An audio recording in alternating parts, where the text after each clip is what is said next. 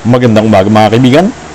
Kapag sinabing United States of America, ang unang pumapasok sa isip natin ay ang matataas na gusali, magagarang mga bahay at maginhawang buhay. Pero alam mo ba kaibigan, may libu-libong tao sa USA na nakatira lamang sa loob ng mga van, kotse at RV. Ito ang kwento ng mga taong pilit na bubuhay kahit walang permanenteng tahanan. Ano ang vehicle dwelling? Ang pagtira sa mga sasakyan ay tinatawag na vehicle dwelling. Ito ay karaniwang ginagawa ng mga taong nawalan ng trabaho, hindi kaya magbayad ng renta, o kulang ang kita kahit may trabaho.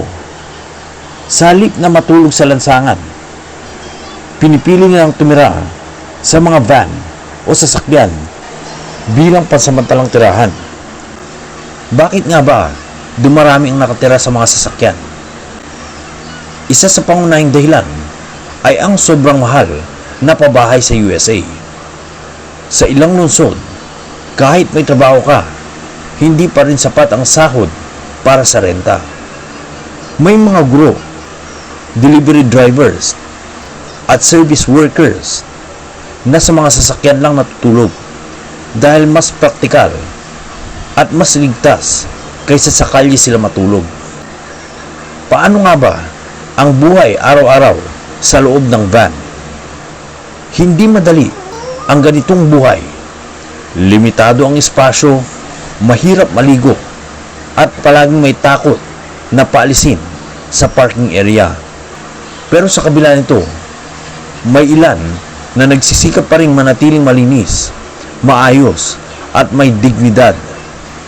May mga organisasyon at simbahan sa USA na nagbibigay ng libreng pagkain, shower facilities, at ligtas na parking area para sa mga taong nakatira sa mga van at iba pang sasakyan. Para sa marami, ito ang nagbibigay sa kanila ng pag-asa na balang araw ay makakabangon muli sila. Ang kahirapan, mga kaibigan, ay walang pinipiling bansa. Kahit sa mayamang bansa, may mga taong tahimik na nakikipaglaban sa buhay. Hindi nila kailangan ng panghusga, kundi pangunawa at malasakit.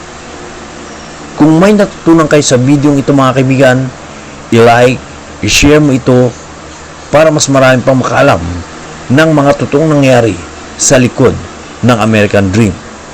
Huwag kalimutang mag-subscribe para sa mas maraming makabuluhang kwento. Maraming salamat sa panonood at lagi nating piliing maging maktao. Hanggang dito lang mga kaibigan, and as always, have a nice day, everyone.